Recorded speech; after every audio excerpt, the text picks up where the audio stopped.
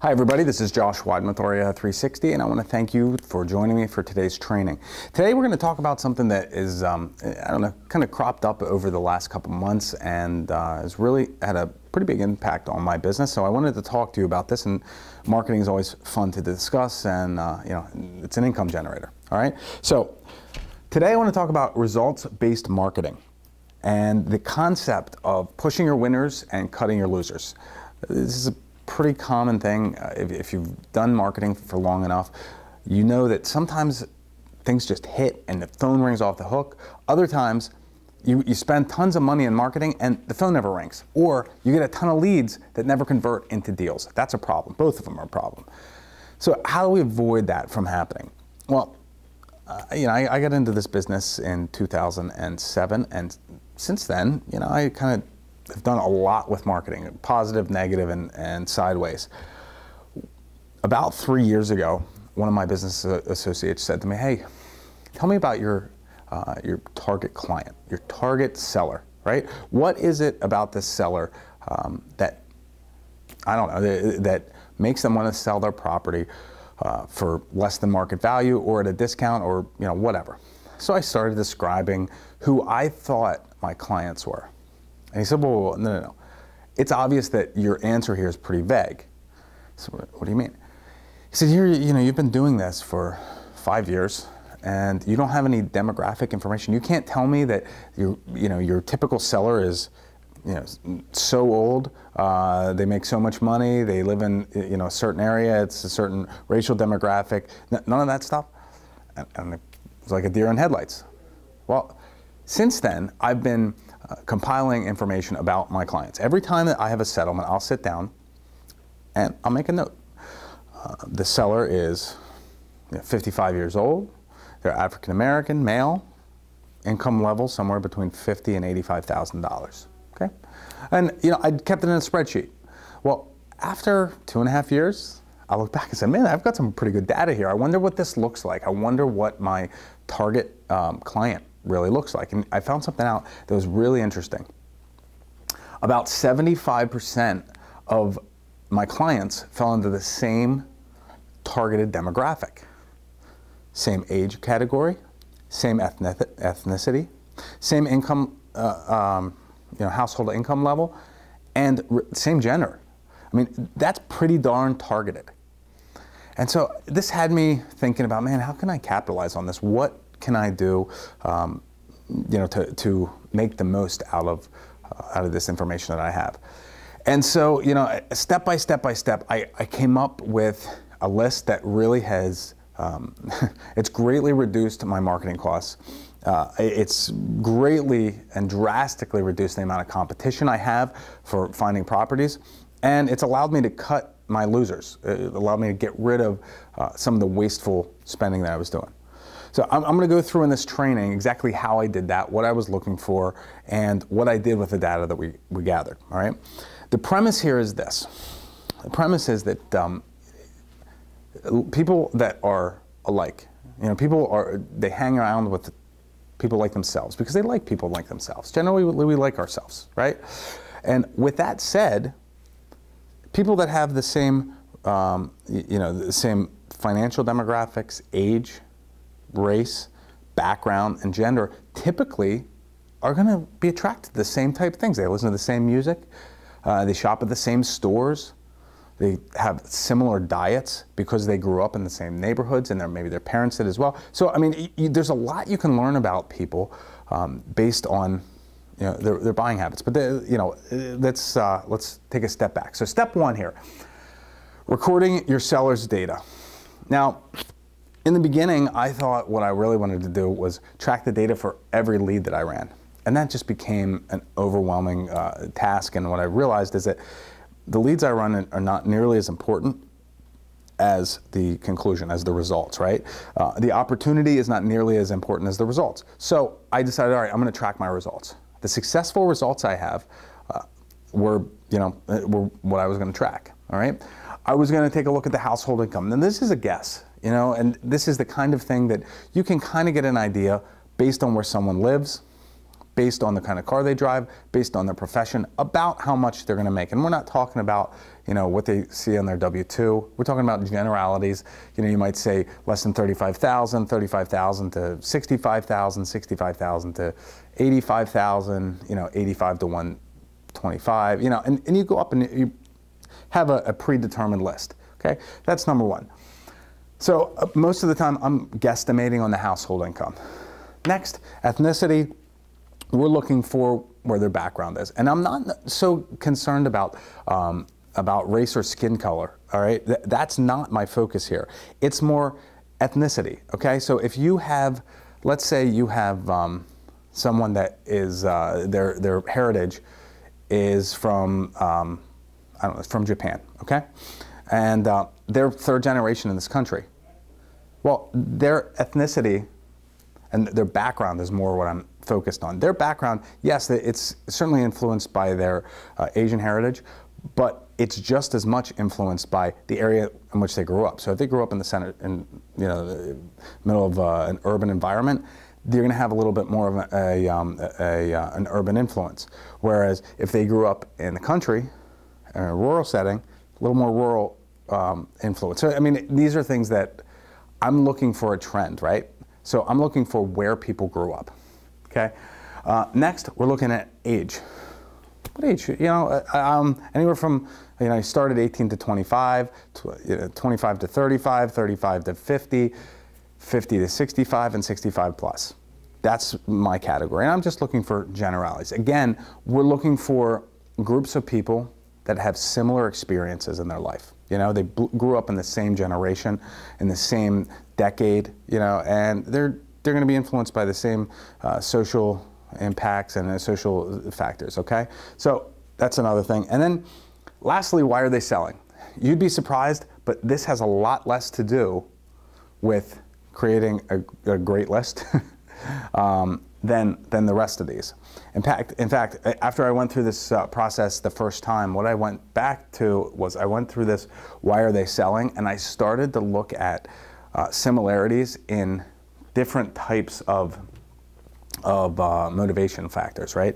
People that are going through divorce. I noticed that there was a trend in all of these other things, all of these other factors, there was a trend that followed divorce. There was a trend in the demographics for somebody that inherited a property and called me, you know. There was a trend for people that were in foreclosure, and it was really interesting to go back and track that, because that's something that now you have spin-off lists that follow the same type of focus. So anyway, so first what we got to do is record our data. You have to do this consistently. It's really simple. Use an Excel spreadsheet. You can put the property address for any contracted properties, put the property address, and then just have household income, ethnicity, age, and motivation or reason for selling. Have it in there, and just consistently do it every time you put a property under contract, and then don't think about it. You know, periodically, maybe every 3, 6, 9, 12, you know, every year, you go back to it and you look and figure out, hey, what are the trends? So that's the next thing. You're going to analyze the data. So when I analyze my data that I compiled here over some decent time frame, I found that it was overwhelming. It's not, you know, you would expect that all things being consistent and being the same, you would contract the same amount of properties with somebody that's 18 to 25 as you would with 65 and over. You know, same amount of contracts would come from somebody 35 years old as, you know, 50. Same number of contracts, somebody that, you know, has a household income of 200,000 as 35,000. You know, you would think that there would at least be some consistencies there across the board. But what I found is that nearly 75% of my properties that I was contracting, 75% of the properties I was contracting had the same or very similar household income, ethnicity, and age. Across the board, 75%. So I mean, that has a pretty high impact, right? A pretty large impact. So if I know that 75% of my deals are coming from one targeted group, my mind said, hey, maybe I should target more of these type of people, right? So that's what I'm looking for. I'm looking for trends. One other thing that I noticed is that 0% of my deals, 0% of my contracts came from sellers who are between the age of 18 and 25. Zero. I know I've run leads with 20-somethings. I know I have. I know I've sat down with them, negotiated, but the numbers bear out. I've never contracted a property with them, at least not in the last 3 years, between the ages of 18 and 24. Very interesting, statistic. Now, with that being said, maybe that's saying something about me. I don't know. This is kind of insightful on yourself as well. But we're not really, this isn't a social experiment at this point. We're looking for data. Once you have this data and you identify the market that you're best at, that you have the best interaction with, that you're the most comfortable with, and at the end of the day, it's the most successful demographic or demographic groups, okay? Next, I'm gonna research some consumer data. Now, I've used this example in a couple of our monthly trainings, but I'm going to bring it up again. I heard this story one time of this, you have all these companies that they gather all this information about you. Every time you sign up for a club card, let's say at the grocery store, and you start getting coupons in the mail.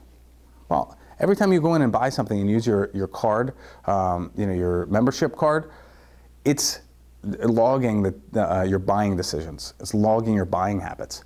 And so that there's some computer algorithm that can anticipate the type of products you're going to buy. So guess what? When they have a sale on, I don't know, if you have a young kid and they have a sale on grape juice, they're going to send you a coupon for grape juice. And so you go in there and you buy the grape juice for your kid, right?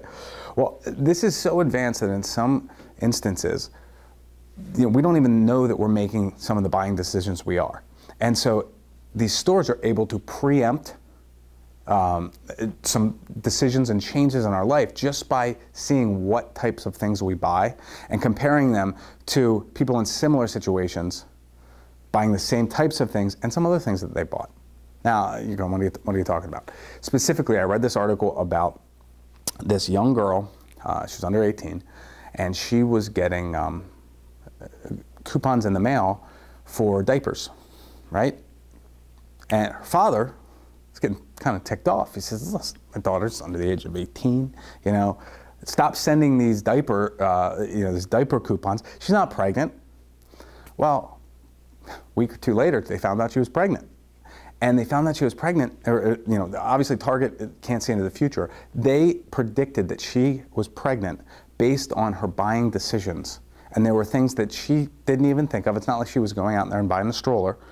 But the types of products that she was buying were consistent with other women that were pregnant who were also buying diapers or, other things that were consistent with young motherhood. So, these things are real. Consumer habits are a great predictor on, the consistency of groups, all right? So what we're gonna do is we're gonna take the analyzed data that we have from our second step, right? And we're going to hire somebody, a third party, to do some research. We're going to take a look and see if we can find out some additional consumer data about this focus group.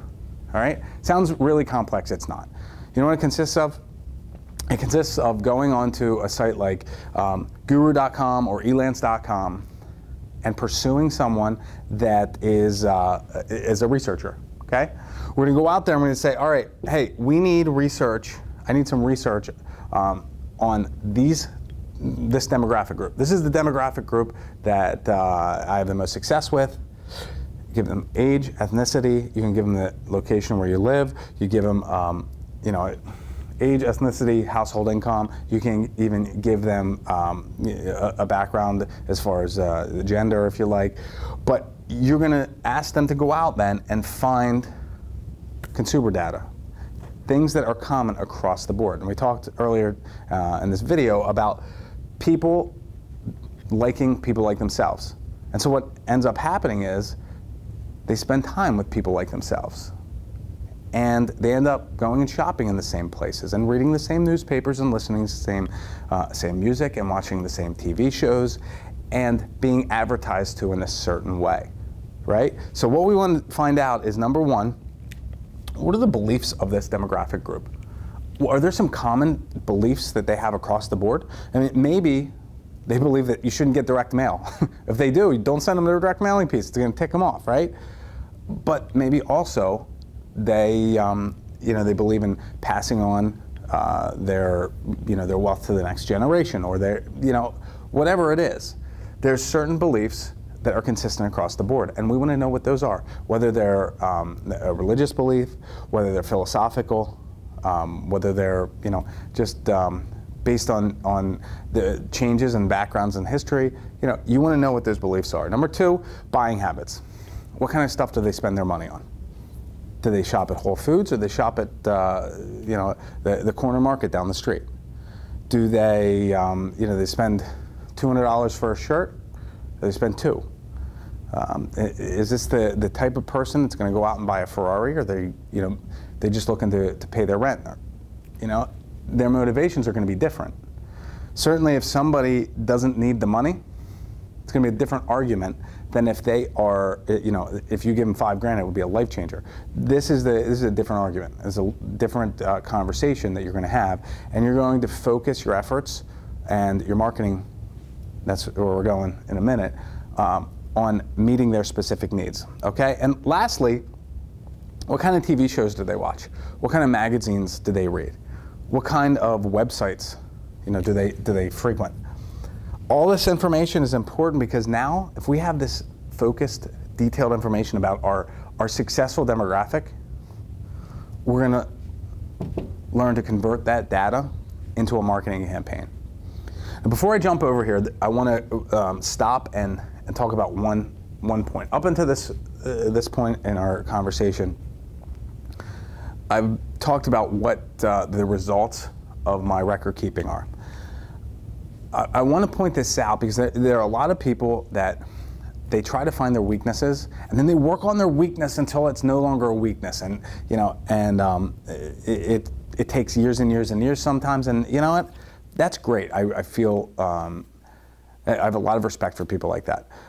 On the flip side, I also have a lot of respect for people that just realize reality, right? We all have our we all are attracted to different things in different people. We all have our we have our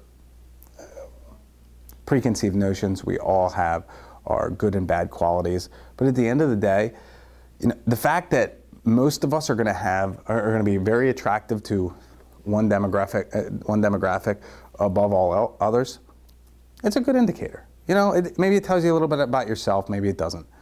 But what it does do is it's real data. Don't turn away. Don't try to go reinvent the wheel. Just cut the losers. Get rid of the marketing to the 18 to 25s if that doesn't work for you. Target all of your marketing, all your resources towards this demographic that really converts. Why not? Push the winners and cut the losers. All right? So we'll flip back over here. Now, we've got the information. We've got additional demographic information about the types of consumers and the type of beliefs and the type of underlying, descriptive qualities of our successful demographic. And we're going to convert that into a perfect message, into a perfect delivery method, and a perfect pitch, right? So let's use an example here, all right? Let's say that our target demographic, I'll tell you what, one of the factors for me was age. I'm really successful with people over the age of 55. 75% of my contracts come from people over the age of 55. Great, all right? Well, what are some of the things that people are thinking about? What are some of the life changes that are happening at that point in life? Well, one of the things that are happening is a lot of people are calling me about an inherited property or settling in the state, okay? They're calling me because they're inheriting this property that they've not lived there for years and years and years. They had an aging parent that passed away, and now they've got this property that they're trying to get rid of, okay? One of the delivery methods or one of the campaigns that I came up with based on that data was a mailing campaign specifically targeted to not just people that are going through probate, but specifically targeted to people going through this type of scenario, right? you're going, what am I saying? What I mean is, the marketing campaign, it was a letter. And it was a letter that said, listen, I know that you may or may not be, fall into this category, but a lot of the clients that I work with go through a very difficult time at this stage in their life when a parent passes away and a piece of real estate, they inherit a piece of real estate, or they need to settle an estate. Okay, and it was a very straightforward campaign. But instead of targeting people in probate, I was targeting people that are 55 or over, because I know that they just happen to fit that demographic, and an awful lot of them converted and started calling me. All right? The benefit of this is that nobody else has this list.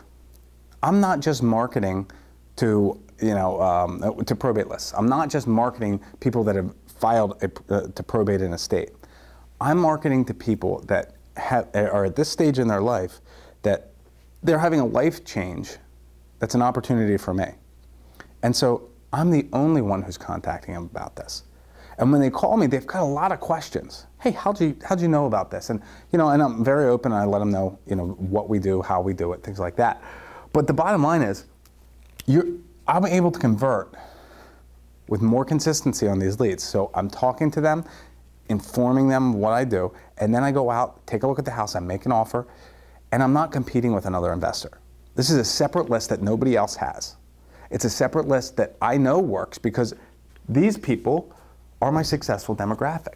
They're people that I already connect with. I already know that I have an unfair advantage within this successful demographic that that also has no competition.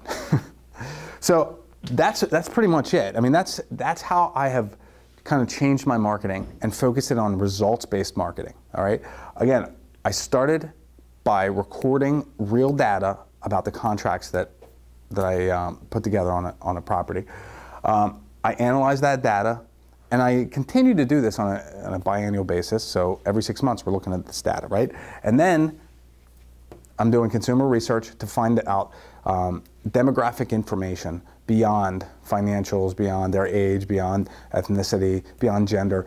We want to delve in and look at their buying habits, look at their beliefs, look at where they spend their time and what they spend their time on. And then take that data and convert it into a highly focused and highly effective marketing campaign that is just for the people that are in your successful demographic. I mean, give it a try. I'm telling you, start by collecting the data that you need. And once you implement this, it's going to really change the way you do business. Sending out a mailing campaign is not going to have you sitting there hoping that the phone rings and hoping that this converts. You're going to know that the people that you're contacting, they fit exactly the type of demographic and the type of focus group that converts for you, and that has the type of properties and the type of situations that are best for your business. So that's it for today. I really thank you for joining me for today's training. Till we see you again, I wish you the best of luck in your real estate investing. Take care.